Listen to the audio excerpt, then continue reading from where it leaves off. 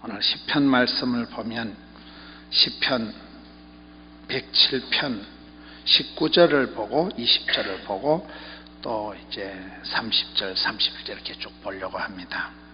시편 107편 19절을 보겠습니다.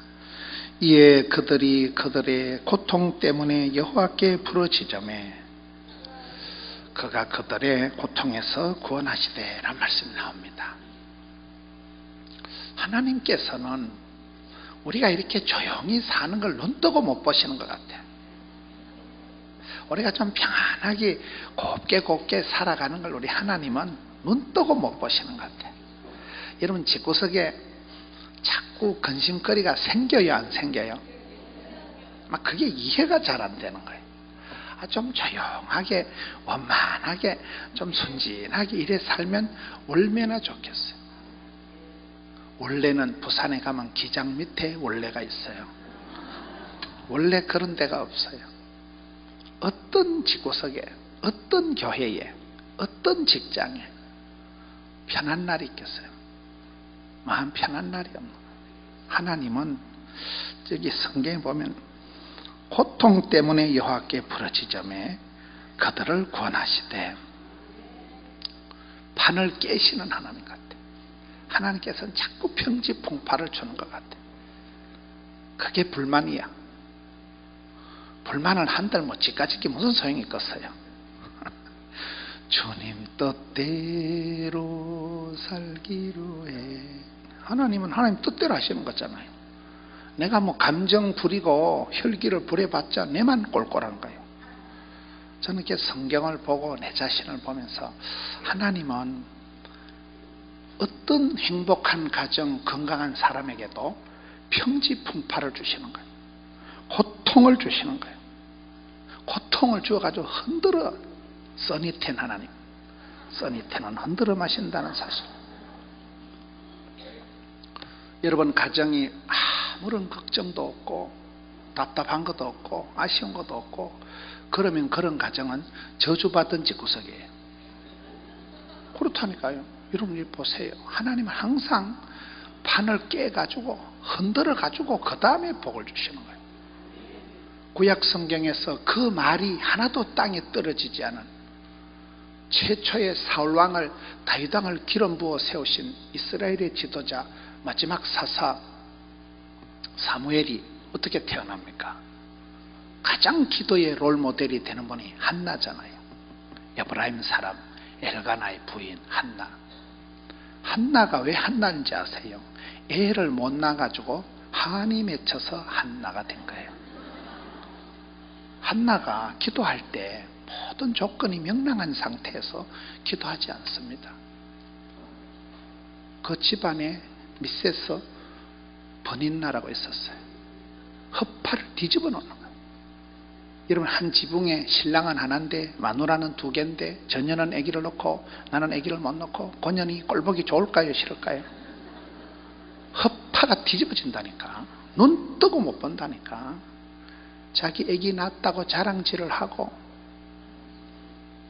한나가 그 성에 보면 심히 격동하는 마음을 뒤집어 놔버리는 거예요. 밤에 잠을 못 자는 거예요. 견딜 수가 없는 거예요. 더 이상 살아갈 수가 없는 거예요. 그 격심한 고통의 불면의 밤에 한나가 그 버닌나라는 눈에 가시 같은 그 여자 때문에 기도를 시작하는 거예요. 그럼 결과적으로 봤을 때는 고년이 고마운 년이요, 나쁜 년이요? 그것이 인생의 딜레마라니까요. 사실은 크게 생각해보면 버닌나는 한나에게 있어서 아주 결정적인 영적인 가이드예요. 그 버닌나라는 고약한 그 여자 때문에 기도가 시작이 된 거고, 그 여자를 보면 자기 인생은 아무것도 아니에요. 아무리 남편이 이쁘다고 선물을 보따리 갖다 줘도 그 새끼 꼴도 보기 싫은 거예요. 전연하고 가서 아기를 놓고 나한테 와서는 사탕발림하고 남편도 싫고 내 모든 것도 허무하고 아기가 없으니까 결과적으로는 그 버닌나라는 여인이 한나로 하여금 겸손하게 만드는 거예요. 큰 소리 못 치게 만드는 거예요.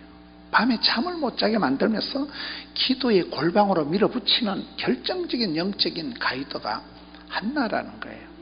하나님은 우리에게 복을 주실 때 써리고를 하신다.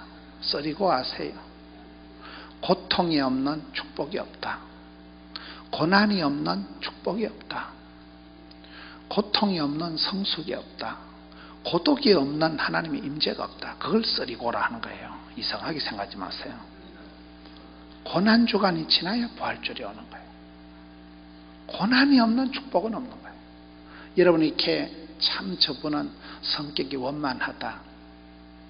태어날 때부터 착한 사람, 태어날 때부터 온유한 사람은 없다고 봐요. 여러분 사위를 구할 때 나쁜 남자 스타일이 좋을까요? 착한 남자 스타일이 좋을까요? 착한 남자는 대체적으로 돈이 안 된다는 사실. 착해 빠졌다 이 말은 다른 말로 하면 띵하다, 무능하다. 직장도 없고 맨날 뭐 교회 와서 찬송만 부르고 이래가지고 뭐 맨날 철야 기도는 하는데 보면 직장도 없고 막 우리 딸을 꼬신 게 미워 보면. 이러면 대부분 착한 남자는 무능하다니까요. 여러분 어디 가서 집사님 성격은 막 무던하다, 성격은 좋다 그 말은 다른 거는 개파이다 그 말이에요. 성격 좋다는 말은 칭찬이 아니더라고 보니까요. 아무것도 못하는 바보 같은 거를 성질은 띵하다 이거, 성질은 무난하다. 나쁜 남자는 성질이 독해가지고 끝장을 본다니까요. 저는 야곱과 같이 나쁜 남자, 약간 사기성이 있고 약간 욕심이 많고 그런 이기적인 인간적인, 너무도 인간적인 야곱 같은 인간이 사위를 삼아가지고 그런 인간이 야복강을 건너면서 회개해서 착한 남자가 되어야 돼. 그런데 대부분 나쁜 놈은 끝까지 나쁜 놈이 돼요. 그것이 고민이라니까요. 그래서 써리고를 통해서 하나님이 그 새끼를 흔들어 버려. 판을 깨버린다니까요. 지 마음대로 살면 안 된다는 걸 어느 결정적인 순간에 치명적인 병을 주든지 어떤 뭐 부도가 나게 하든지 한계를 느끼게 만들면서 평지풍파를 일으켜서 이 사람을 쎄리 갉아가지고 고난의 골짜기로 쳐박아가지고 막 들들 달달 볶아가지고. 온유하다는 단어 뜻이 뭐라 그래요? 온유하다는 단어 뜻은 야생마가 길들여진 상태를 온유하다고 하는 거예요. 힘도 없고 매가리도 없고 안녕하시무니까 이거 온유한 거 아닙니다. 막 가슴 속에 막 꽃비 풀린 망아지 같은 막 그런 야생마의 기질이 막 속에서 막 꿈틀거리는 인간이 임자를 만나가지고 장군을 만나가지고 천리마가 되고 적토마가 되고 명마가 되고 준마가 되고 애마는 아니다. 그런 상태의 준마, 명마 잘 훈련해서 어린 애기가 줄을 잡아 당겨도 또각 명마, 백마, 준마가 되는 그런 상태를 온유하다는데 그 속에는 미쳐 날뛰는 꽃빛 불린 망아지 같은 이런 사람을 온유하다 한다니까. 여러분 성경에 그런 온유하다 겸손하다 하는 거는 힘도 없고 빽도 없고 매가리도 없고 박력도 없고 에너지가 없는 게 아니에요. 목에 칼이 들어와도 그냥 지나가는 거예요. 그냥 그게 겸손이고 그게 온유함이지. 근데 우리가 대부분은 온유하기 전에 그냥 거친 형상 그대로 나가버리는 거예요. 온유의 과정을, 풀무불의 과정을, 써리고의 과정을 안 거치는 게 문제인데 오늘 성경에 보면 하나님께서는 고통 때문에 하나님께 부르짖게 만드신 하나님 방식이 저는 좀 싫어요. 싫어도 어쩔 수 없어요. 내까 짓기 좋아하고 싫어하고 뭔 상관이있어요. 하나님 뜻대로 하신다니까요. 따라합시다. 정으로 살지 말고 뜻으로 살자. 인정사정 따라가 보면 좋은 것 같지만 감정적인 사람은 빨리 상처를 받아. 여러분 감정이 풍성한 사람, 아주 감정적으로 예민하고 민감한 사람은 상종을 하들 마세요. 금방 삐끼고 지랄하고 깝치고 이런다니까. 내 마음 나도 몰라. 한국 사람은 정이 많은 사람, 감정이 풍성하다는 것은 한국 사람은 감정 상하면 수 털리면 천당도 안 간다는 거예요. 니 나가라 씨. 그만큼 우리가 감정적인 존재는 의외로 감정은 윤리가 없고 도덕이 없어요. 막말로 벨이 꼴리는 대로 돌아간다니까요. 그래서 감정적인 사람은 굉장히 우울증이 빨리 오고, 굉장히 감정적인 사람은 상처를 잘 받아. 아주 감정적인 사람은 상종하기가 힘들다고 봐야 돼요. 거의 조울증 환자가 된다니까요. 감정이라는 게 그렇게 금방 좋았다 금방 나빴다 이래 되기 때문에 그런 거예요. 그래서 우리는 인정사정 따라 살면 안 되고, 정으로 살지 말고 뜻으로 살자. 따라합시다. 편리로 살지 말고 진리로 살자. 재미로 살지 말고 의미로 살자. 재밌는 거, 흥미있는 걸 따라가면 좋은 것 같지만 점점 사람이 자극적으로 변하는 거예요. 의미심장한 주님 뜻대로 이렇게 흘러가야 된다는 게 어쩔 수 없이. 하나님께서 우리의 판을 흔들어 가지고 우리의 가정에 평지풍파를 일으켜 가지고 주님의 뜻을, 아버지의 본심을 자꾸 생각하게 만든다. 그래서 여기에 고통 때문에 여호와께 부르짖으며 고난당함이 차라리 내게 유익이라.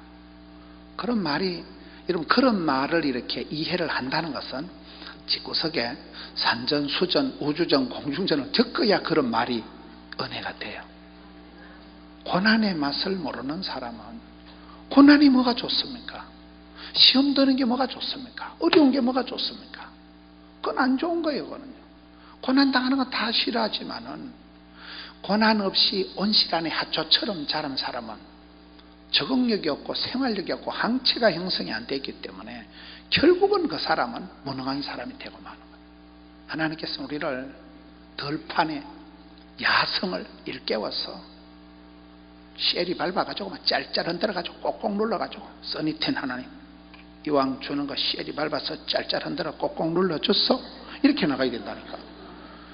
그렇게 기도하며 그렇게 하나님 뜻을 납득하기까지는 참 어렵다고 보는 거예요.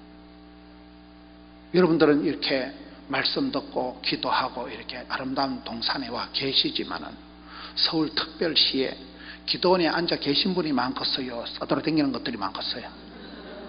그것이 문제로다. 목회자의 고민이 뭔가 하면요, 성도들이 막 새벽기도 오고 수요일날 오고 금요철에 온 성도들을 뒷담화로 걸어보면 혼나야 될 것들은 다 떠돌아다니는데, 일부러 시간 내가지고 은혜 받으려고 온 성도들 보고 막 꾸지람을 하고 막 이딴 것으로 살아요.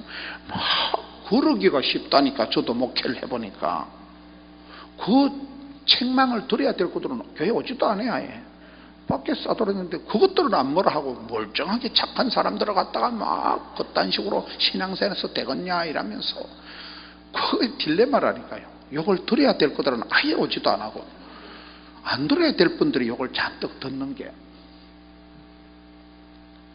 여기에 고통 때문에 여호와께 부르짖으며. 그래서 많은 믿음의 선진들이 보면 참 산전수전을 겪어서 산소가 된 분들, 원치 않는 그런 과정들을 불같은 시험을 거치고 끔찍한 일들을 겪으면서, 그렇잖아요. 우리가 새 하나님을 만납니다. 여기까지 지금까지 도와주신 에베네셀의 하나님, 지금도 시퍼렇게 살아계신 임마누엘의 하나님, 앞으로 무슨 꼬라지를 당해도 반드시 도와주실 여호와 일의 하나님, 그 새 하나님을 우리가 만나면서 간증하면서 기대하면서 기도하면서 살아가는 존재잖아요. 뒤돌아보면 항상 지금까지 지나온 거 다 주님의 크신 은혜라는 걸 느끼는데, 앞길은 일단 불안해. 일단 좀 불안해. 몸이 조금만 안 좋아 보세요. 여러분 친구 집사님이 뭐 유방염이다, 유방암이다 그래 보세요. 나하고 비슷해. 정세가 유달리 요즘 피곤하지, 똥 색깔이 이상하지, 똥 색깔 다 이상합니다. 다 피곤을 느낍니다. 다 똑같다니까요. 암 걸린 집사님하고 얘기를 해보면 나하고 비슷해. 나도 충분히 암이 걸릴 만반의 준비가 다 된 상태예요. 아직은 진단이 안 될 따름이에요. 얼마나 불안하면 얼마나 불안해. 철들자 노망한다고 아파트 한 채 장만하면 영감님 주급비예요. 딸내미 시집 보내가면 엄마가 암병이 생겨. 인생은 산 넘어 산이요, 고비 넘어 고비요, 산 넘어 똥밭이요, 산 넘어 지뢰밭이요. 저희 교회도 매주 강사가 오는데, 이 강사가 와보면 강사님마다 영성이 다르고, 여러분 그날 그 장소에서 그분을 통해서 성령님이 내게 주시는 메시지가 있거든요. 그거는 그 시공간에서 역사하시는 것이지 뭐 집에서 뭐 테이프 듣고는 안 되는 거예요. 그게. 저희 교회 한 번은 전라도에서 성결교단의 목사님이 오셨는데, 저녁을 먹는데 자꾸 우리 애들이 어느 대학 나왔냐고 묻는 거예요. 요즘 어디 가서 너무 자식 자꾸 물어보는 거 결례입니다. 그거는. 저희 애들도 다 좋은 대학 나오고 다 나름대로 건실하게 잘 살아가는데 뭐 때문에 자꾸 물어보냐 하니까 자기 딸이 서울대학교 다닌다는 거예요. 다 기분이 안 좋았어요. 너무 교회 와서 설교 나와가지고 뭐 때문에 딸 자랑하고 지랄하고 와저라노. 자기 딸이 둘인데 둘 다 서울대학교 의과대학 다닌다는 거예요. 점점 기분이 안 좋은 거예요. 딸이 둘 다 서울대학교 의과대학. 여러분, 서울대학교 의과대학은 제가 의사간호사를 오래 가르쳤다니까요. 천재들만 들어가요. 최인류 대한민국 1%에 들어갈까 말까 하는 애들만 들어가는 데가 서울대학교 의과대학이에요. 딸이 둘 다 서울대학교 의과대학 들어갔대. 설교나 하고 가지. 뭐 때문에. 그런데 큰딸이 의사 되기 직전에 정신분열이 왔대. 그 얘기를 하시려고 이 목사님이 이제 얘기를 한 거예요. 보니까 정신분열은 머리가 좋은 애들이 와요. 날이 넘는다, 원숭이가 나무에 떨어진다고. 지금은 전문가가 실패하는 시대거든요. 여러분, 머리가 나쁜 애 좋은 애 차이가 뭐냐? 머리가 좋은 애들은 집에 가면 낮에 들었던 얘기가 사각사각 생각이 나. 멋이라 내보고 날라리라고. 안 좋았던 말이 다 생각이 나서 잠을 못 자. 근데 머리가 나쁜 것들은 대급박만 되면 자. 아무 생각이 안 나. 대가리만 되면 그냥 자버리니까. 제가 볼 때 여러분들은 정신분열이 안 올 것 같아. 조금 반응이 늦어. 반응이 유달리 예민한 것들이 돌아버린다니까 이게요. 정신분열은 그런 애들이 오는 거예요. 서울대학교 의과대학 아무나 들어갑니까? 집안에 경사 났다고 현수막 달아놨는데 우리 딸 서울대학교 의과대학 합격했다고. 큰딸이 예과 2년 본과 4년하고 의사 되기 3달 전에 돌아버린 거예요. 미친년같이 서울 시내 돌아다니니까 엄마 아빠가 서울에 올라간 거예요. 아거야, 너 왜 이러냐? 그러니까 큰딸이 엄마, 내가 서울대학교만 졸업하면 산 너머 파랑새가 있는 줄 알았는데 졸업하고 보니까 산 너머 똥밭이고 산 너머 지뢰밭이라고. 인생이 그렇습니다. 제가 일산에 있는 그 사법연수원에 한번 집회를 가봤어요. 사법연수원에 사법고시 합격한 것들이 대가리가 좋은 것들이요, 나쁜 것들이요? 그것들을 1등에서 500등까지 줄을 세우더라고요. 이런 평생 1등, 2등만 해보던 아이들이 499등 되면 돌아버리는 거예요. 1등에서 500등까지 서열을 세우더라고요. 그래가지고 거기서 검사 될 사람, 판사 될 사람 발령을 내는 거예요. 인생은 무한 경쟁이에요. 인생은 수많은 돌발 변수가 있는 현장이기 때문에 산 넘어 똥밭이고 산 넘어 지뢰밭이라니까요. 언제 터질지 몰라. 학교 문제, 학위 문제, 박사학위 받았다고 됩니까? 박사학위는 원래 돈이 박살나야 되고 몸이 박살나야 받는 게 박사학위라고 있어요. 박사학위 받고 죽은 사람 많아. 박사학위 받았다고 됩니까? 시집 갔다고 해결이 됩니까? 애기 낳았다고 인생이 끝납니까? 산 넘어 산이요, 산 넘어 똥밭이요, 꿈 넘어 꿈이요, 고비 넘어 고비가 인생이다 보니까 우리의 인생이 항상 기도 제목이 없는 사람이 없는 거예요. 여러분들이 어떠한 형편이 있든지 항상 마음이 심란하고 머리가 복잡한 것이 현실이다. 그래서 하나님은 우리의 판을 자꾸 흔드시는 거예요. 조용한 가정을 자꾸 평지풍파를 줘가지고 셀이 흔들어가지고 판을 깨가지고 뽀사가지고 그 다음에 리셋을 하시는 거예요. 성경에 보면 고통 때문에 고난이 없는 축복은 없습니다. 고통이 없는 성숙이 없습니다. 고독이 없는 하나님 임재가 없는 거예요. 요셉이가 왜 쓰임받았다고요? 인간관계를 100% 실패했기 때문에. 어릴 때 엄마가 동생 베냐민을 놓다 죽어버린 거예요. 형님들한테 왕따, 외톨이, 인신매매를 당한 거예요. 10년 동안 충성을 다한 조인 사모님 때문에 억울하게 누명을 덮어쓰고 감옥에 간 거예요. 충성을 다 바치고 친구한테 배신감을 느끼고 꿈 해석해주면 잘 보던 친구가 인생은 화장실 갈 때가 다르고 올 때가 다르다. 써면 달고 달면 삼키고 뺏고 하여튼 그런 게 있어요. 요셉이가 의지할 돌아갈 친정도 없고 의지할 친구도 없고 친척도 없고 취미도 없고 아무것도. 사람 의지하지 마라, 사람 자랑하지 마라, 사람 기대지 마라. 그거를 피눈물을 흘리면서 체득을 했기 때문에 요셉이는 별꼴을 다 당해도 흔들리지가 않아. 왜? 한두 번 자빠져야지. 너무 일찍이 쓰라린 경험을 통해서 홀로서기가 돼버린 거예요. 엄마가 돌아가셨을 때 형님, 친형님들한테 10명이 집단적으로 왕따를 인신매매를 시켰을 때 더 이상 사람 의지하지 말고 사람 때문에 섭섭해하거나 사람 때문에 해볼래 할 그런 게 없어져 버려요. 의지하고 의지하세 주만 의지해가 돼버린 거예요. 하나님께서 요셉과 함께 하심으로 범사에 형통케 되었더라. 어떻게 하나님이 시퍼렇게 살아계신데 그런 일들이 벌어집니까? 하나님이 요셉을 사랑하셔서 일찍이 가지치기를 하고 사람 얻지 못하게 하고 인간관계 100% 실패하면서 철저히 하나님 중심, 성경 중심. 요셉이는 용모가 아담하고 준수하더라. 성경에 있는 말씀이잖아. 흔들리질 않는 거예요. 웬만한 일이면 자살해야지. 내가 탈옥 해가지고 내가 보디발의 아내를 만나게 해봐라. 개잡두를 대령해라. 그런 심보가 안 생기는 거예요. 더 이상 사람 때문에 울고 불고 할 일이 없어져 버리는 거예요. 그래서 요셉의 멘탈이 구약성에서 예수님을 60까지나 닮은 아름다운 청년이 되는 거예요. 전혀 멘탈이 흔들리지 않는, 요동치 않는 사람이 되는 거예요. 그렇다고 여러분 요셉처럼 살고 싶어요? 엄마 죽어삐고 언니들한테 왕따 당하고 감옥 갔다 오고 여러분 그렇게 살고 싶어요? 이것이 딜레마라는 딜레마.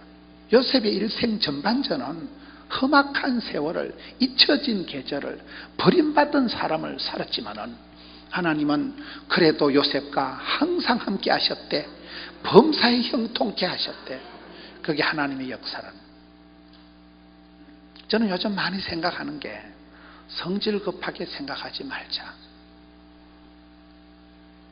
인생은 마라톤이에요, 마라톤.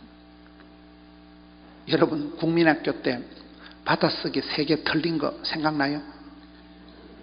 중학교 다닐 때 영어 단어 2개 틀린 거 생각나요? 그때는 울고 불고 지랄했다니까요. 죽을 듯이 고민을 하지만 세월이 지나고 보면 여러분 시집 가는데 아무 지장이 없어요. 전당 가는데 물론 지장이 없어요. 근데 우리는 아무것도 아니가지고 그때는 죽을 것만 같아. 그때는 인생이 막 가는 것 같아. 살고 싶은 여망이 없어져.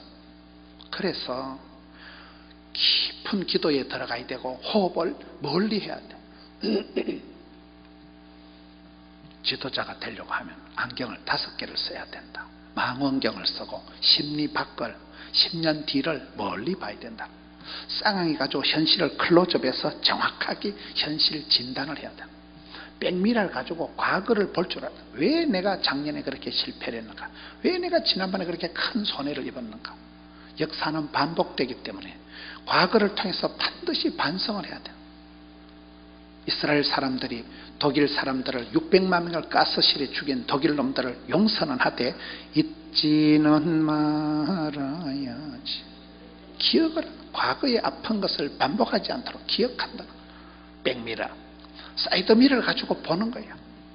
오늘 안양의 감리교회, 안디옥교회 저분들 어째 저렇게 20명이나 보따리 싸가지고 왔었고, 신기하잖아요. 저런 교회가 좋은 교회예요. 여전도 회원들이 야 우리 이번에 강남 금식 기도원에 가자. 이번에 가서 하루 기도하고 오죠. 얼마나 좋아요. 요즘 여전도회 권사님들이 보니까 맨날 보따리 싸가지고 꽃보다 누나 해외에 가는 거를 막 밥 먹듯이 가요. 요즘 너무너무 성도들이 돈도 없는 것들이 해외를 너무 쉽게 가 보니까 뭐 유럽 갔다 오고 막 노타지 놀러 댕겨. 일본에 온천 갔다 오고 중국 갔다 오고. 뭐 해외 가는 게 나쁜 건 아니지만 그래도 뜻을 정하여 기도원에 오는 게 얼마나 귀하냐 이 말이에요. 여전도의 문화가 이제 기도원에 가는 문화가 점점 사라지는 거예요. 그것이 저는 문제라고 봐요. 저희들이 어릴 때는 꼭 보면 여전도 회원들이 꼭 나를 잡아가지고 저희 동네에도 그 기도원이 몇 개 있었어요. 동산 기도원. 그 기도원의 여름철에 큰 행사예요. 그 도에 사방팔방에서 많은 여전도원들이 그때 모여가지고 김집사 왔어. 그때 좌로나 우로나 바라보는 거예요. 옆을 보고 사람을 보고 환경을 보고 그때 밸런스를 갖추는. 야, 저 집사님은 저렇게 기도 생활하는구나. 저 권사님은 저렇게 기도하는구나. 그렇잖아요. 앞만 보고 가면 안 돼요. 좌로나 우로나 옆을 보고 나무를 보고 숲을 보고 큰 숲을 볼 때 균형 감각이 생겨요. 우리가 그렇잖아요. 영혼이 잘됨 같이 범사가 잘되고 몸이 강건하고 기도 생활이 반듯하고 전도 생활이 잘되고 말씀 생활이 잘되고 전도와 기도와 말씀과 이 교제가 밸런스를 균형을 갖추는 게 정상적인 성도의 삶이기 때문에 사이드 미러가 있어요. 여러분 차를 운전할 때 사이드 미러가 있어야 옆에 보고 가야지 아무 데나 문 열었다 오토바이하고 와장창하면 좋겠어요. 마지막에는 현미경을 가지고 늘 나를 봐야 돼. 나를. 현미경을 가지고 나는 누구냐. 국어 선생이 얘기하면 주제 파악을 해야 되고 수학 선생이 얘기하면 지 분수를 알아야 되고 미술 선생은 지 꼬라지를 알아야 되고 철학 선생은 이 자신을 알아야 되고 나라는 존재가 도대체 어째 생겨먹은 인간인가. 말씀을 듣고 말씀과 기도로 거룩한 삶을 디자인하라. 이렇게 된다니까요. 5가지 안경이 있어야 된대요. 저는 요즘 많이 생각하는 게 멀리 보자. 호흡을 길게 가지자. 너무 우리가 단세포적으로 살아가. 내일 콱 죽을 듯이 살아간다니까요. 막 금방 울고 불고 그럴 일이 아니에요. 그거는 그냥 지나가는 하나의 그 어떤 잠시 지나가는 경험인데 너무 우리가 성질이 급하고 조급증이 강박관념을 가지고 살아가다 보니까 조금만 어려우면 막 죽네 사네 조금만 좋으면 해볼래 해가지고는 그것이 문제라니까요. 고통 때문에 여호와께 부르짖는다. 부르짖는 게 뭘까요? 여러분 구약 성경 사사기를 보면 14명의 사사가 나타나면서 이스라엘 백성들의 반복되는 사이클이 한 7번이 나옵니다. 축복받고 그 다음에 형통하고 그 다음에 교만하고 또 죄를 짓고 심판받고 회개하고 찔찔 울고 회복되고 축복받고 교만하고 알랑꼴라리하고 자빠지고 회개하고 찔찔 울고 회복되고 축복받고 알랑꼴라리하고 자빠져. 다람쥐 쳇바퀴 돌듯이 이스라엘 백성들의 사이클이 7번이 반복되는 게 사사시대 역사예요. 그럴 때 하나님께서 이스라엘 백성을 구원하실 때 어떻게 하시느냐. 그때 하나님이 기도원을 보내주시고 그때 하나님이 삼손을 보내주시고 그때 하나님 14명의 사사를 보내주시는데 그 방법은 따라합시다. 고통 때문에 부르짖게 한다. 이스라엘 백성들이 바벨론에게 미디안에게 수십 년 동안 고통을 당하면서 죽는다고 부르짖으면 하나님이 응답하시는 거예요. 여러분 인생을 삼삼하게 사는 방법을 가르쳐 드릴까요? 예레미야 33장 3절 333 너는 내게 부르짖어라 내가 네게 응답하겠고 크고 비밀한 일을 보인다잖아요. 부르짖는다는 것은 짐승처럼 울부짖는 짐승처럼 주여 살려주옵소서. 똥줄이 땡기니까 똥줄이 땡기게 해서 하나님은 기도의 골방으로 쳐박아서 그 다음에 응답을 하신다니까요. 쉽게 편하게 수월하게 은혜 받는 방법이 없어요. 그래서 하나님의 방식은 꼭 쓰리고를 통해 가지고 고통 때문에 부르짖게 만듭니다. 성경의 기도에 대한 강조점이 구하라, 찾아라, 두드리라, 사모해라, 부르짖어라 이 강조점이 많은 거예요. 간청한다. 간청한다는 뜻은 철면피들 얼굴에 철판을 깔고 하나님 앞에 들이대는 거예요. 그걸 담대한 기도, 담대하다는 것은 쪽팔림을 무릅쓰는 거예요. 쓸개 담자 큰대자, 쓸개가 크다는 강한 띠가 부은 상태로 기도하는 거예요. 하나님만 죽이비라고만, 하나님 복 좀 주소. 부끄러운 줄도 모르고 담대하게 얼굴에 철면피같이 철판을 깔고, 그게 간청하는 기도라니까요. 오늘 많은 성도님들이 젠틀해, 스마트해, 찬송도 세게 안 불러요. 기도도 곱게, 개뿔.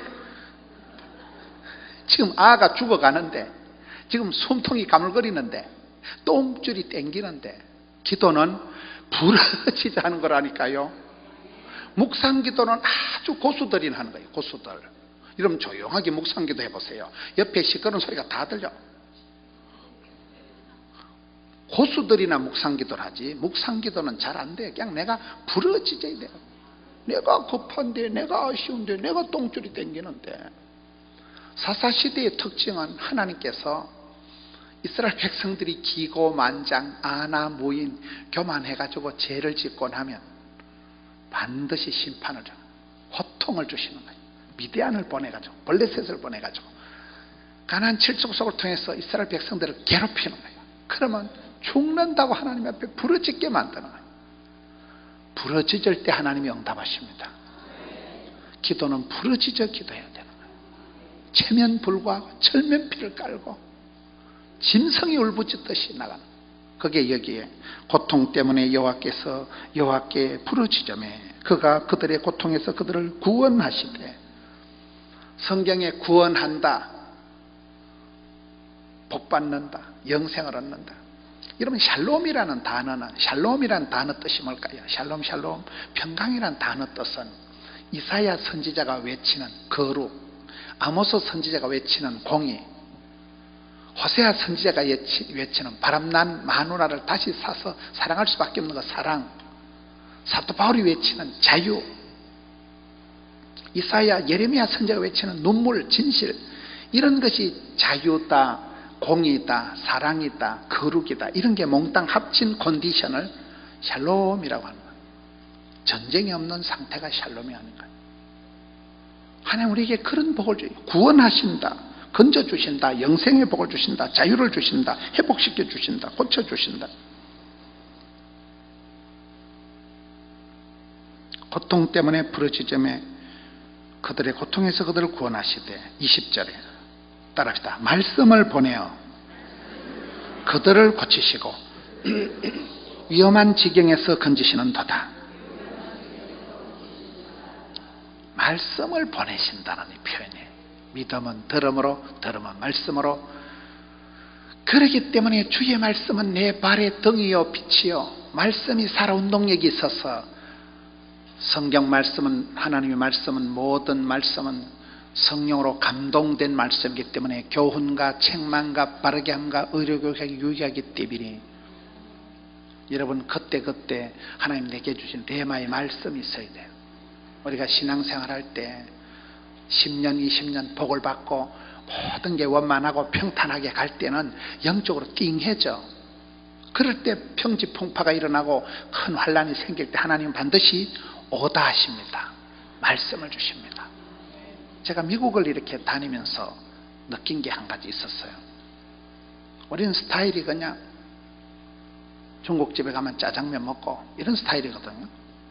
칸츄리 스타일이기 때문에 우리는 쉽게 살아가는 스타일인데, 미국을 가보니까 그것들은 주문이 복잡하더라고. 그냥 밥을 갖다 주면 될 낀데, 음료수는 뭐를 마실래요? 콜라를 마실래요? 오렌지 주스를 마실래요? 그냥 음료수를 갖다 주면 되겠는데 얼음을 동동 띄워줄까요? 얼음 없는 걸 줄까요? 고기를 바짝 구워줄까요? 피가 뚝뚝 떨어지는 걸 줄까요? 샐러드를 뭐를 줄까요? 자꾸 물어봐. 그것들이 뭐 때문에 저래 복잡하게 오다 하냐. 간단하게 그냥 갖다 주면 좋을 텐데 물으니까 선진국일수록 음식을 디테일하게 오다 해야 된대. 왜 그러냐 물어보니까 고발을 당한대. 그냥 샐러드 갖다 칠갑을 해서 갖다 주면 이 사람은 토마토 알레르기가 있는 사람이고 이 사람은 치즈 알레르기가 있는 사람이고, 여러분 거기에 나오는 소스 중에, 거기 어떤 것 중에 여러분 요즘 사람들이 민감해요 안 민감해요? 여러분 아무 음식이나 다 잘 쳐 잡수세요. 사시미를 쳐서 먹는 거예요. 사시미를 쳐서 먹는 거예요. 아무거나 먹으면 안 됩니다. 유달리 그거 먹으면 설사나고 그거 먹으면 두드러기 나는 사람이 있어요. 그거를 먹고 그 레스토랑에 가서 그 샐러드를 먹고 몸에 두드러기 나면 수백만 원 고발을 하면 다 물어줘야 된대. 그러면 오다를 디테일하게 물어봐서 벌금을 몇백만 원 안 내는 게 낫겠어요? 마카 갖다가 쳐 잡수는 게 낫겠어요? 감이 와요? 저 그걸 깨달아요.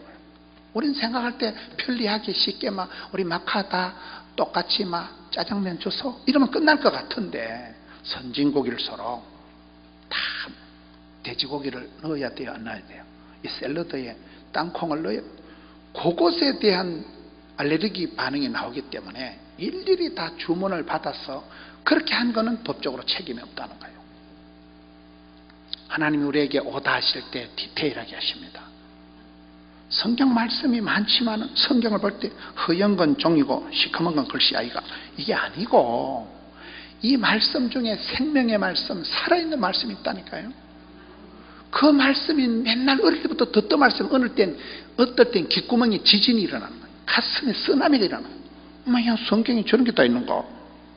그 말씀이 레마의 말씀이 되고 생명의 말씀이 되면 하나님 우리의 문제를 해결해 주실 때, 질병을 고쳐주실 때, 암덩어리가 떨어지게 할 때 말씀을 보내어 그들을 고치시고 위험한 지경에서 건지시는 도다. 장작개비 불이 붙어 활활 타는 데서 확 끄집어내듯이 그렇게 한다니까요. 위험한 지경에서. 여러분 시편 40장을 잠시 갔다 오겠습니다. 앞쪽에 시편 40장 보세요. 40장 1절. 옛날에 이명박 장로님 영부인 김윤옥 권사님이 이 말씀을 가지고 간증을 하더라고요. 40장 시편 40장 40편 1절 찾았어요? 내가 여호와를 기다리고 기다렸더니 귀를 기울이사 나의 부르짖음을 들으셨도다. 나를 어디에서요? 기가 막힐 웅덩이와 수렁에서 끌어올리시고 내 발을 반석 위에 두사 내 걸음을 견고케 하셨도다. 할렐루야. 죽을 것만 같은 상황, 기가 막힌 상황, 인생 쪽박을 찰 그런 아슬아슬 간들간들 위태위태 그 지경에서 쑥 빼올리신다니까요. 기가 막힐 웅덩이에서 남들이 다 죽는다, 남들이 다 망한다, 병원에서 손 다 들은 상황에서 하나님이 쑥 빼올려버려요. 기가 막힐 웅덩이. 여기 보면 기다리고 기다렸더니 귀를 기울이사 기가 막힐 기자가 많이 나와. 따라합시다. 신앙생활은 오기가 있어야 된다. 오기가 뭘까요? 첫째, 생명의, 언약의, 치료의, 회복의, 레마의 말씀을 기억하라. 말씀을 붙들고 기도해야 되는 거예요. 하나님은 병을 고쳐주기 전에, 응답을 하기 전에 말씀을 주신다니까요. 오다 하신다니까요. 여호수아야, 내가 네게 명령하노니 두려워 말라, 놀라지 말라, 마음을 강하고 담대해라. 오직 마음을 강하고 극히 담대해라. 하나님은 축복을 주기 전에 오다 하십니다. 명령하십니다. 미션이가 파서버려요. 명령이 떨어지면 하나님이 오다 하시면, 부담을 주면 응답이 오는 거예요. 저에게 내가 집사님 이름을 얘기를 하니까 자꾸 자기 이름 얘기하지 말라고 지랄을 하더라고요. 이렇게 집사님이 한 분 있어요. 이 집사님이 선불 감사헌금을 하는 거예요. 선불 감사헌금이 뭐냐 물으니까 자기가 돈을 많이 뜯겼는데 그 돈을 다시 찾을 걸 미리 내다보고 미리 한 걸 그걸 선불 감사를 하더라고요. 그러니까 그 집사님 얘기를 들어보니까 이 집사님이 시집을 갔는데 신랑이 아기를 싫어하는 거예요. 아기를 2명 낳고 신랑한테 쫓겨났더라고요. 애를 싫어하는 남편이 있더라고요. 애 2명 낳았다고 마누라고 애를 쫓아내버린 거예요. 그래 이 여자가 쫓겨나가지고 먹고 살아야 되니까 유치원에 가서 보모를 하고 이래 하다가 세월이 흘러가면서 어깨농으로 배워가지고 유치원의 선생님이 돼가지고 이제 유치원의 원장님이 돼. M&A를 잘해. 유치원을 조만한 걸 사고 팔고 이 아줌매가 또 그런 재주가 있어요. 그리고 유치원을 사고 팔고 하다가 큰 유치원의 원장님이 됐는데 욕심을 부리다가 더 큰 유치원을 하려고 하다 부록한테 얹혀가지고 홀라당 말아먹은 거예요. 그 상태로 우리 교회로 온 거예요. 이제 이 여자는 시집도 잘 가고 이혼도 잘하고 사업도 잘하고 사기도 잘 당하고 이런 여자예요. 보니까 쪽박을 차고 이제 우리 교회 와가지고 그 브로커한테 뺏긴 그거를 다시 찾을 걸 내다보고 선불 감상금을 한 거예요. 근데 이 아주머니가 우리 교회 와가지고 있는데, 우리 교회 옆에 그 만덕이라는데, 만덕에서 우리 교회가 거기에 그 큰 유치원이 있는데, 이 집사님이 자꾸 그 유치원이 눈에 들어오더라고요. 자꾸 거기를 가고 싶고, 거기 가서 야, 나 참 유치원 건사하다, 내가 여기서 원장 했으면 딱 좋겠다, 자꾸 거기 가서 기도를 하고 자꾸 그런 거예요. 그런 사이 그 유치원의 원장님이 쓰러졌어요. 누구 죽으라고 기도한 건 아닌데, 그래가지고 그 유치원의 원장이 막 고혈압이 중풍이 와가지고 쓰러져가지고, 알고 보니까 그 유치원 원장님도 유치원 재벌이요. 그런 어마무시한 유치원이 5개요. 유치원을 급매물로 내놨는데 덩치 큰 유치원이 금방 팔리는 게 아니잖아요. 근데 이 아줌매가 맨날 그 가서 우리 집사님이 참 유치원 좋다, 내가 여기서 원장 있으면 딱 쓰겠다, 맨날 그걸 돌아다니니까 이 원장이 불른 거예요. 불러서 얘기를 들어보니까 아니 뭐 그만하고 원장 경험도 있고, 그분이 하는 말이 있어요. 아주머니는 얼굴을 보아하니 돈을 떼먹을 년은 아니라는 거예요. 얼굴이 이력서라니까요. 얼굴이 전도지라니까요. 40살이 지나면 제 얼굴에 책임을 져야 된다니까요. 아침에 세수하고 거울 보고 어떨 때는 회개해야 돼. 내가 거울이 좀, 얼굴이 좀 험상고 좀 회개해야 된다니까. 항상 뽀사시하게 샤방하게 애찍게 이렇게 살아가야 된다니까. 예수 믿는 사람은 원판불변의 법칙이라도 뒤태가 고와야 된다니까. 앞으로 돌아가 보면 폭탄 같아도. 이 집사님이 얼굴이 잘생겼는데 얼굴이 화사해. 그러니까 아주머니는 돈을 떼먹을 상은 아니라는 거예요. 그래가지고 이 원장님이 등기 이전 다 해주고 유치원에 원장을 해준 거예요. 자기는 유치원이 많으니까. 그래 이분이 원장이 됐다니까요. 이분이 하는 말이 있어. 따라서 하나님께서 부담을 주시면 기도해야 된다. 자꾸 그 유치원에 대한 부담을 주더래. 부담이 축복입니다. 여러분, 인생이 평지풍파를 안 일으키고 원만하게 순적하게 조용히 살아가는 건 저주라니까요. 그럼 버린 자식은 가만히 두는 거예요. 근데 자꾸 부담이 생기고 밤에 잠을 못 자고 자식 문제, 영감 문제, 회사 문제, 교회 문제가 자꾸 우리 마음을 부담을 주시는 하나님이에요. 하나님은 복을 주시기 전에 오다 하신다니까. 오다를 받는 게, 여러분, 오다가 떨어지면 작업을 해야 돼요. 하나님은 그 집사님 마음속에 자꾸 부담을 주시더래. 부담이 축복인 줄 아세요? 스트레스가 양념이요, 콤플렉스가 스트레스고, 피곤이 능력이고, 가난이 교사고, 시장이 반찬이고, 이렇게 흘러간다니까요. 그 집사님이 하나님 자꾸 자기 마음속에 부담을 주셔서 그 유치원에 가서 기도를 하다가 그런, 오늘 설교 제목에 따랐다, 기이한 축복.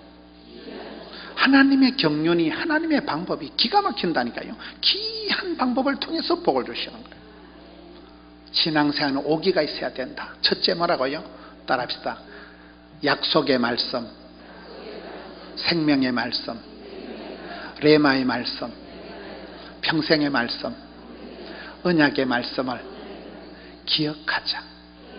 말씀을 기억해야 돼. 둘째 따르다. 하나님의 때를 기다리자. 기다려 주님의 시간을. 성질 급한 놈이 술값 먼저 낸다니까요. 기다려야 돼. 고린도전서 13장 사랑장의 특성은 15가지가 나오는데, 첫째도 그것도 기다리는 거예요. 첫째는 사랑은 오래 참고, 마지막 15번째는 모든 것을 견디고 개기고 버티고. 맞아요, 맞아요. 우리가 너무 마음이 조급해, 너무 호닥호닥해, 금방 우울증 환자같이 못 살겠다, 못 살겠다. 죽지도 않는 게 그런다니까. 못 살겠다, 죽겠다, 힘들다, 아프다, 이 빵정을 두고 살기만. 너무 우리 마음이 조급, 강박적인. 맞아요, 안 맞아요? 한국 사람들이 그래. 좁은 땅덩이 무한 경쟁을 하다 보니까 모든 게 빨리 빠름 이렇게 살아간다. 따라합시다. 전능하신 위대하신 하나님을 기대하라. 자, 말씀을 기억하고 하나님을 기다리고 그리고 위대하신 하나님을 기대하고 따라합시다. 쉬지 말고 기도하라. 기적의 주인공이 된다.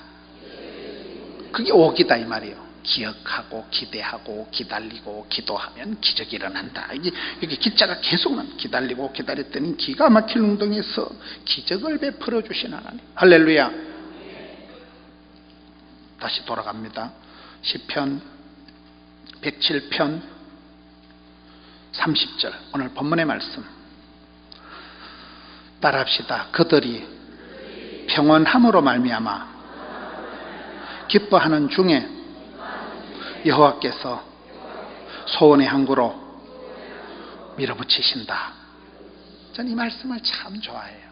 여러분, 내가 병원에 가서 암 진단을 받아도 마음이 차분하고 평안하면 그 암을 이기더라고요. 저희 교회 손송 장로님, 형님이 송금술 장로님, 그 형님은 기도만 해도 돈이 된다는 분, 직장도 없고 일주일에 구역 예배를 13개를 인도하고 다니시는 장로님이에요. 장로님 직장도 없어요. 근데 기도만 하니까 큰아들이 세브란스 나와서 의사가 되고 둘째 아들 성봉이는 서울대학 나오고 애들이 돈을 잘 벌어서 아빠 장로님한테 용돈을 많이 갖다 드리는 거예요. 그 가지고 장로님은 늘 교회 구역들 13개씩을 돌아다니면서 부목사 이상으로 그렇게 늘 기도하시고 밤 12시 1시 되면 교회 와서 주무시고 여러분 본당 4,000석이 겁나 커. 장로님은 교회 본당에서는 너무 행복하대. 하나님과 둘인 게. 저도 한번 있어 봤거든요. 나는 무서워. 오밤중에 큰 건물이 있으니까 귀신 나올 것 같아. 이러면 건물이 크면 밤에 우리 바람이 불면 큰 건물이 운다니까. 여고 계단 알아요? 나는 막 귀신 나올 것 같아. 그런데 우리 장로님은 아버지 집에 주의 궁정의 한날이 세상의 첫날보다 낫대. 나는 그 말씀이 잘 이해가 안 돼. 나는 혼자 있어보니까 무서워. 밤에 장로님 그런 분이 기도하니까 귀신이 물러가고 그 장로님 형제 송금술 손송 한 분이 건축위원장 한 분이 재정부장 하면서 우리 교회가 이만큼 한 해 3,000명씩 오고 250억 600억 예배당을 희뜩희뜩 지어나가고 부채가 하나도 없어요. 저에게는 부자가 없어요. 십시일반, 개미군단, 티끌모아 태산. 따라합시다. 양에서 질이 나온다. 헌금을 10,000원짜리를 해도 우리는 쪽수가 많아. 쪽수가 많으니까 부채도 없고. 여러분 기도도 기도의 분량을 채우셔야 돼요. 시편 56편에 하나님요 나의 눈물을 주의 병에 담으소서.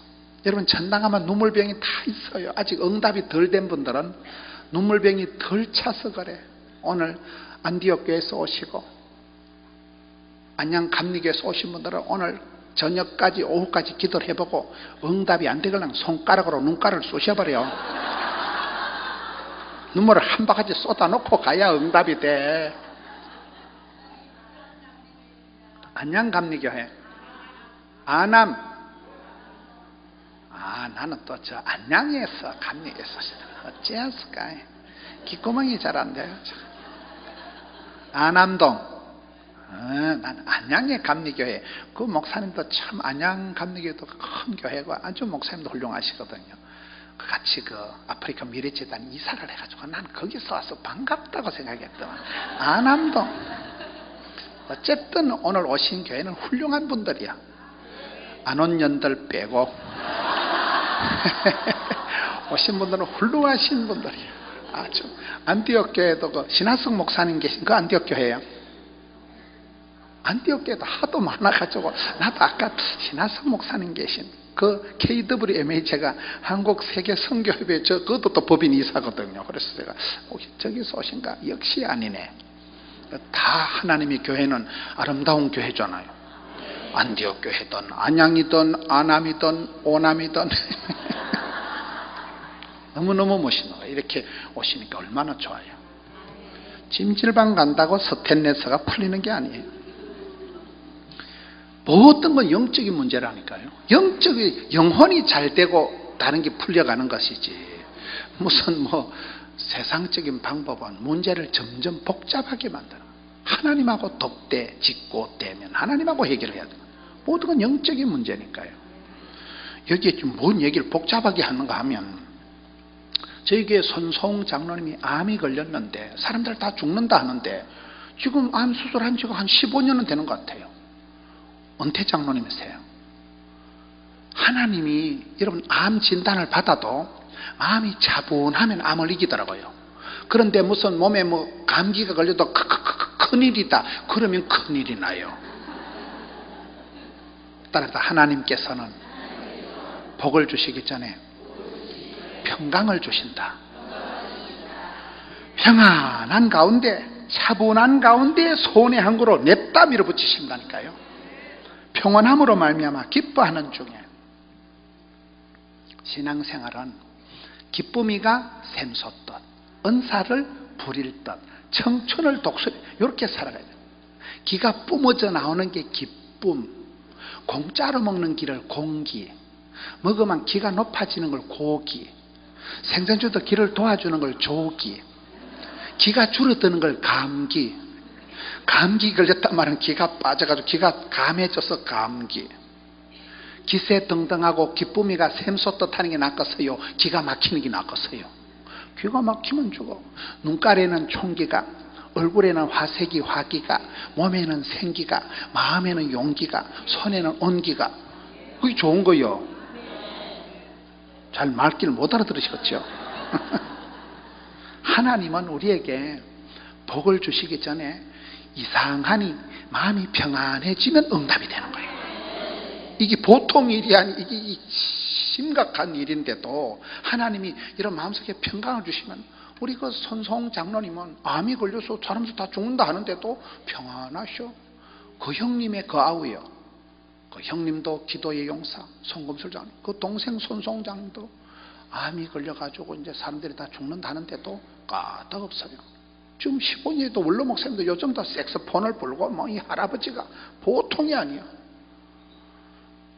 두려워 말라, 놀라지 말라, 낙심치 말라, 떨지도 말라, 쫄지도 말라, 마음을 경하고 덤디어라. 그럼 마귀가 도망가요. 큰일 났다 그러면 큰일 나요. 평안한 가운데 기뻐하는 중에 나 주의 기쁨 되리라. 그렇잖아요. 예수님께서 이 땅에 오셔서 공생의 사역을 시작하실 때 마태복음 3장 16절 17절에 하늘 문이 열리고 성령이 임하시고, 그리고 하늘부터 소리가 들려오는데 내 사랑하는 아들, 내 기뻐하는 자야. 사랑을 하면은 어찌 될까요? 우리가 하나님께 사랑받고 살아가는 존재지. 우리가 주님의 기쁨이 되면 주님은 모든 소원을 따랐다 소원의 항구로 인도하시는도다. 옛날 성경의 소원의 항구, 요즘은 바라는 항구, 난 이게 더 안 좋다고 봐. 소원의 항구가 익숙하잖아요. 소원의 항구가 좋은데 뭐 때문에 이런 걸 바라는 항구로 바꿔가지고. 우리가 어릴 때 은혜 받았던 찬송이 다 바뀌어서 저는 그게 우리 한국교회에 약간 아쉬운 거라고 봐요. 찬송을 그만두면 될 낀데 막 뒤죽박죽을 만들어가지고, 옛날에 그 어릴 때 들었던 은혜 찬송 딱 몇 장 하면 그게 탁 나오는데 지금 몇 장 하면 안 나와. 막 가사도 살짝 바꿔놔가지고 신나게 부르다 보면 틀려요. 그래서 기분이 안 좋아요. 난 그게 어머니하고 불렀던 찬송, 어릴 때 내가 기도원에서 은혜 받았던 찬송이 가사를 살짝 번역을 새로 해놔 버리니까 나는 그게 한국교회의 은혜의 맥이 끊어진다고 봐요. 괜히 자꾸 바꿔가지고. 여러분 집에 성경이 서너 권은 다 있어. 오래된 거, 합본된 거, 따로 있는 거, 뭐시. 맞아요, 안 맞아요? 엄마가 보던 성경을, 저희 어머니가 보던 성경을 제가 가지고 있는데 그거 요즘 들고 다니면 안 돼. 촌빨 충만. 편집이 이상하게 돼요. 옛날 성경, 어머니가 보던 성경이 얼마나 귀한 거, 이거 평생의 가문의 영광인데 우리 집안에 그걸 지금 못 들고 다닌다니까. 하도 뒤죽박죽을 만들어 놔가지고. 소원의 항구가 이게 뭐냐? 소원의 항구가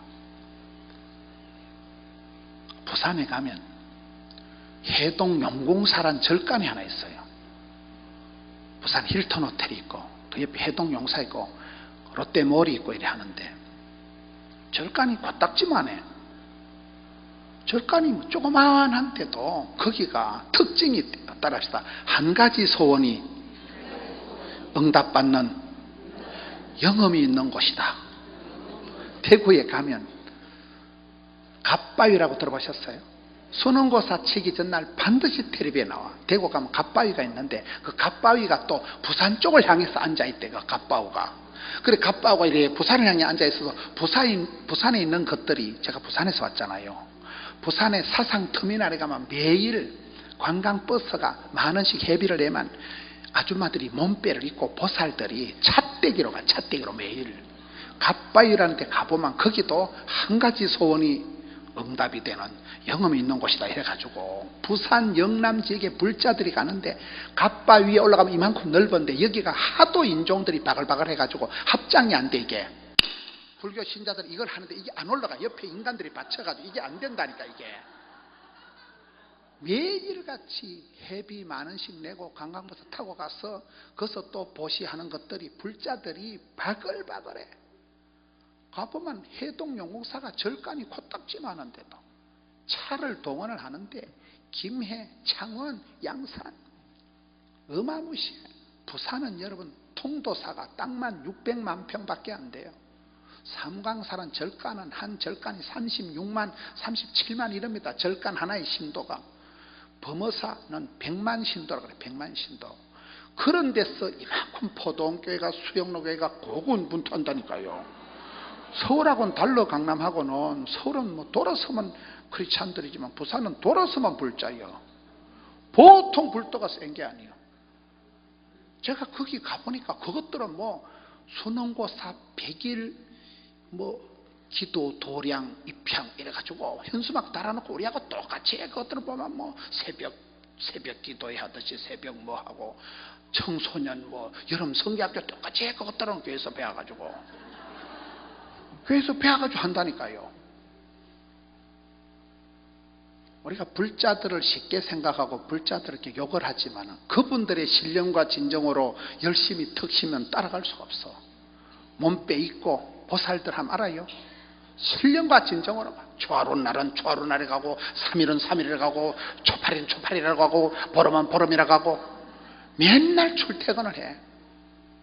제가 가까이 있으니까 그걸 보면서 이런 기독교인들 열심히 기도하는 건 세 발의 무좀. 세 발의 무좀 알아요? 세 코의 땀.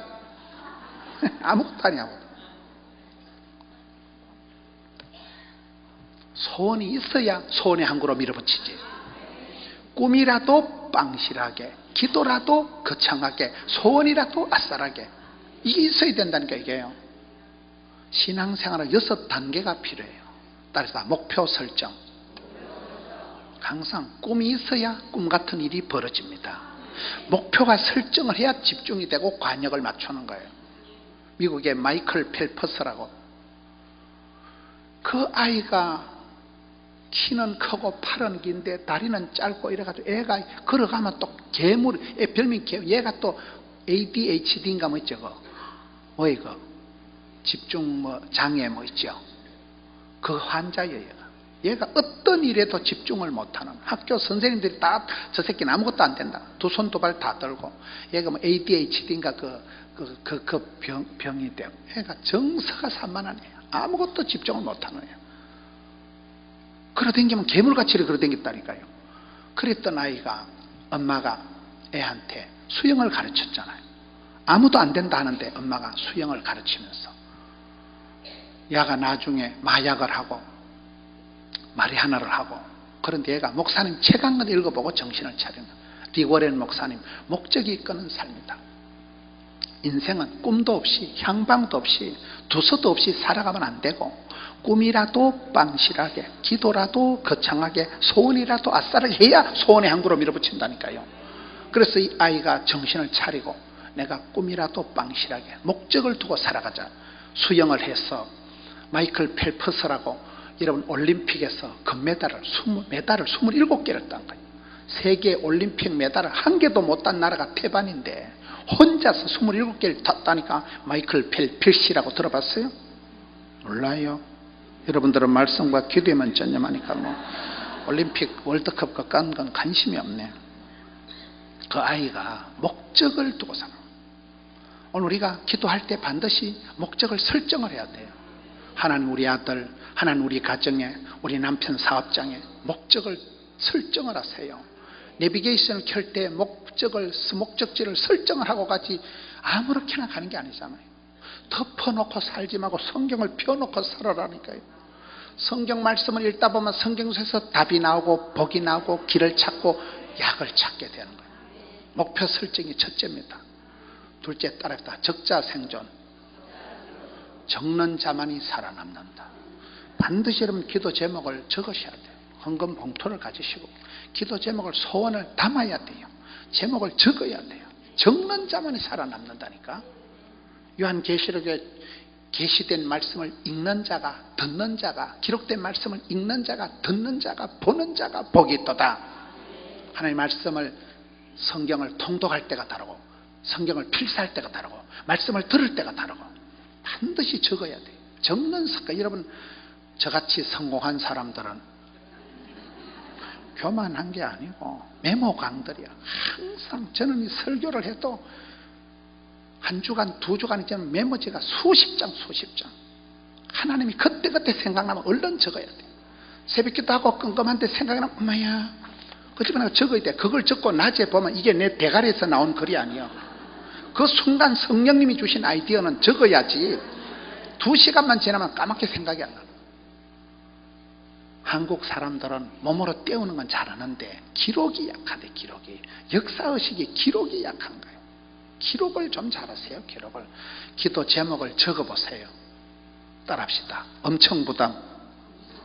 첫째는 목표 설정, 둘째는 적자 생존, 셋째는 부담이 와야 돼. 부담. 기도 제목이라고 적는 게 주여 앞으로 11조를 5,000원 하게 주옵소서. 기도라고 하는 게 주여 쭈쭈바 2개만, 그런 건 기도하지 말고 매점에 가서 사 먹어요. 그냥 그걸 기도 제목이라고 째째하게 쪼잔하게 주여 쭈쭈바 3개만 주옵소서. 그딴 식으로 적으면 안 된다니까요. 적을 때 어떻게 해요? 부담스럽게 해야 돼요. 아까 하나님은 축복을 주시기 전에 부담을 주신다니까요. 이상하니 가슴에 부담이 되고 이상하니 잠이 안 오고 거기에 하나님 축복을 주시려고 그러는 거예요. 그 큰 물건을 주시려고 부담부터 주시는 거예요. 내 마음에 감당케 만드시는 거예요. 오늘 성도들이 너무 부담 없는 생활을 한다니까요. 제가 오늘 초반부터 얘기하는 게 뭡니까? 하나님은 판을 깨셔. 내가 막 여기가 좋사오니 쭈웨쭈웨 그걸 하나님 싫어하신다니까. 확 둘러엎어가지고 새롭고 크고 놀라운 복을 주시는 거예요. 신명기에 보면 신명기 쉐마, 신명기 6장 알아요? 몰라요? 이스라엘 백성들이 제일 좋아하는 게 신명기가 있는데, 제가 의과대학 간호대학생들을 가르치는데 한 애가 한 번은 자기는 신명기 6장에 그 기도를 한다는 거예요. 뭔 기도냐 이러니까 신명기 6장에 보면 10절에 신명기 6장이 이스라엘 유태인들이 늘 얘기하는 쉐마가 들어라 이스라엘이 거기 나오는 거잖아요. 그게 신명기 6장 4절이 쉐마, 그 다음에 신명기 10장을 가지고 6장 10절 기도를 자꾸 하더라고요. 제가 가르친 그 의사 간호사 이 아이들이 신명기 6장 10절은 너희 하나님 여호와께서 너희의 조상 아브라함과 이삭과 야곱을 향하여 내게 주리라 명세한 땅으로 너로 들어가게 하시고 네가 거주하지 아니한 크고 아름다운 성을 얻게 하시며, 따라합시다. 네가 건축하지 아니한 크고 아름다운 성읍을 얻게 하시며. 여러분 축복을 받아서 서울의 강남에 100평짜리 아파트를 샀다. 그러면 그 아파트를 지가 하나씩 벽돌 쌓아가지고 지은 거요, 지가 건축하지 않은 걸 사는 거요? 이 말씀이 기가 막히더라고요. 자기 손으로 건축하지 아니한 크고 아름다운 성읍을 주옵소서. 이 기도가 성경 말씀에 있는 거예요. 이게 그대로 됩니다. 이게 이 말씀을 어떻게 이런 걸 찾아가지고 여러분 아파트 살 때 지가 가서 아파트 벽돌 싸가지고 도배질 해가지고 옛날 그 가난할 때 살던 신발장 다 들고 가요. 가스 후라이 뭐 이거 가스레인지 그거 찌질한 걸 들고 가요. 그냥 가면 새 거 다 세팅돼 있어요. 그 말이요. 여러분 진짜 복을 받으면 여러분 손으로 건축하지 않은 크고 아름다운 성읍을 통째로 주십니다. 이런 말씀을 가지고 붙들고 기도하더라고요. 뭔 얘기 오는가? 크고 아름다운 성읍 내 손으로 짓지 아니요. 이런 거 찾아보고 막 쪽지게같이 찾아가지고 기도하고, 기도한 대로 소원대로 꿈꾼 대로 응답하신다니까요. 창원에 가면 아름다운 교회가 또 하나 있어요. 창원에 가면 제가 이렇게 집회를 다녀보니까 거기서 저보고 집회를 했다고 왜 그러냐 보니까 거기에 나이 늦게 신학을 하신 분이 한 분 계세요. 나이 들어서 신학한 남자 목사님이, 이분이 살던 동네가 창원이에요. 창원. 여러분 창원이라고 들어봤어요? 아주 경상남도에서 영남지역에서 좋은 도시가 창원이에요. 계획도시가 창원이 굉장히 아름다운 도시예요. 모든 게 계획도시예요. 이분 집이, 이분이 어릴 때 그 논두렁에 다니면서 늘 이 기도를 한 거예요. 하나님, 내 손으로 짓지 아니한 크고 아름다운 성읍으로 기도를 했는데 막 수용이 돼가지고 그 동네가 아파트 단지가 돼버린 거예요. 계획도시 아파트를 짓는데, 그 아파트를 짓는 분이 장로님이에요. 여러분 아파트 대형 단지를 짓는데 이 장로님이 평생의 꿈이 예배당 하나 짓는 거예요. 이태리 대리석을 갖다가 있는 자재에, 있는 골재에, 있는 인부에 아파트 단지를 크게 짓는 중간에 너무나 아름답게 예배당을, 뭐 그때 40억을 주고 지었다는가, 아주 아담한 예쁜 예배당을 지어서. 근데 이분은 예배당을 짓긴 지었는데 자기는 장로니까 목사님을 청빙해야 되는데 청빙할 사람이 없잖아요. 근데 맨날 그 와서 기도하는 아저씨가 있다니까. 그 아저씨는 옛날에 그 자기 집 논두렁 거기요, 거기가 수용이 돼가지고 아파트를 짓는데 이 아저씨가 맨날 그 왔다 갔다 하면서 내 손으로 짓지 아니한 크고 아름다운 성읍을 주옵소서. 그래가지고 이 장로님은 예배당을 잘 지어놓고 이제 하나님 앞에 봉헌을 해야 되는데 어떤 목사님을 모시려고 하는데 맨날 그 와서 기도하는 아저씨가 그 아저씨요. 하나님이 아다리 해가지고 기가 막히잖아요. 그래서 이 목사님이 그 예배당을 공짜로 얻어가지고 자기가 평생 기도한 거라니까요. 내 손으로 건축하지 않은 크고 아름다운 성읍. 이야, 그래가지고 저를 불러가지고 이제 부흥만 되면 된대.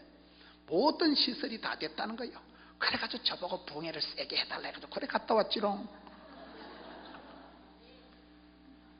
다시 목표 설정, 적자 생존, 엄청부단, 작정기도. 작정을 하고 기도해야 돼요. 세일에 100일 기도, 1000번째.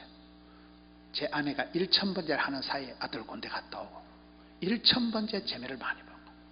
여러분 기도원에 오실 때도 작정을 하세요. 작정. 뜻을 정해야 돼요. 마음을 내가 아이덴티파이 해야 돼요. 작정을 하고 하는 사이에 성령님이 역사하시는 거예요. 따라서 한계 초월, 한계를 뛰어넘는 기도를 하세요. 내 손으로 건축하지 않은 크고 아름다운 소서. 따라서 기적 연출. 그럴 때 기적이 나타나는 거예요. 여기에 소원이 있어야 소원의 항구로 인도하시지, 꿈을 꾸야 꿈 같은 일을 주시지. 그래서 작정 기도를 하세요. 작정 기도를 하나님 앞에 뜻을 정하고. 저희 교회가 목회 프로그램 중에 재미를 본 게 새벽기도 11조 운동이에요. 저는 새벽기도 한 달에 30일 중에 10분의 1, 매월 1일, 2일, 3일을 새벽을 깨우자 새벽기도 11조 운동을 했거든요. 근데 그것보다 요즘 이제 은혜를 받은 게 따라합시다. 11조, 금식 11조. 한 달에 3일이라도 금식을 하자. 3일 갑자기 하면 힘드니까 어제 우리 원장님이 나누어서 하잖아요. 한 끼 금식을 한다거나 나누어서 금식하고. 요즘 저희 교회에서 가장 인기가 좋은 것은 금식 11조를 하는 거예요. 사람들이 금식을 잘 안 하잖아요. 금식 11조를 하면서 그때 하나님이 큰 기적을, 금식 기도가 흉악의 결박을 끊고, 금식 기도가 내가 곡기를 끊고 주님 앞에 나가는데, 내가 내 몸을 내가 끊고 나가는데 하나님이 어여삐 여기시고 기뻐하시고 기도의 응답이 있는 거예요. 소원의 항구로 인도하시는 도다. 31절 마지막으로 여호와의 인자하심과 인생에 행하신 기적으로 말미암아 그를 찬송할지로다. 이걸 옛날 성경에는 기이한 축복이라. 따라합시다. 기이한 축복. 하나님 우리에게 복을 주실 때 희한하게 복을 주십니다. 세월이 지나보면 그때는 죽을 것만 같고 그때는 아찔했는데 하나님 이름이 많아요. 여호와 니시, 여호와 라파, 여호와 샬롬. 그중 여호와 희한일 때 하나님이 희한하게 복을 주신다고 여호와 희한이라는 게 있대요. 기이한 복을 주신다니까요. 기가 막힌 복을 주시는 거예요. 하나님이 룻을 인도하실 때 룻은 빌어먹고 패가 망신하고 신랑도 죽고 시동생도 죽고 시아버지도 죽고 쪽박을 차고 아무것도 없는 집도 절도 없는 그런 상태로 룻이 시댁으로 낙향을 했지만은 하나님께서 우연히 보아스의 밭으로 인도하였더라. 우리의 만남은 우연이 없습니다. 하나님의 필연적인 은혜를 성경은 기록할 때 만고 우연의 일치라고 기록하듯이 우리가 기도할 때 기적이 일어나고 작정하고 뜻을 정하고 하나님 앞에 그렇게 기도해 보세요. 네 손으로 건축하지 않으면 크고 아름다운 성읍을 주실 것입니다. 그 과정이 전체적으로 보면 기이한 복을 받는 거예요. 5기를 가지세요. 5가지 기를 품으세요. 이 시간 기도할 때 주여 우리 가정에 기적을 만들어 주시옵소서. 할머니가 결단하고 엄마가 헌신하고 작정하며 나갈 때 하나님 이 나라 이 민족을 불쌍히 여겨 주옵시고 나라 사랑, 가정 사랑, 교회 사랑, 조국 사랑, 하나님 사랑의 주인공 되게 하여 주시옵소서. 감당케 하여 주시옵소서. 거룩한 부담을 주시옵소서. 주여 역사하여 주시옵소서. 사랑하는 성도들이 이 시간 주님 앞에 왔습니다. 답답한 일들이 많습니다. 주님 기적을 만들어 주시옵소서. 숨통을 열어 주시옵소서.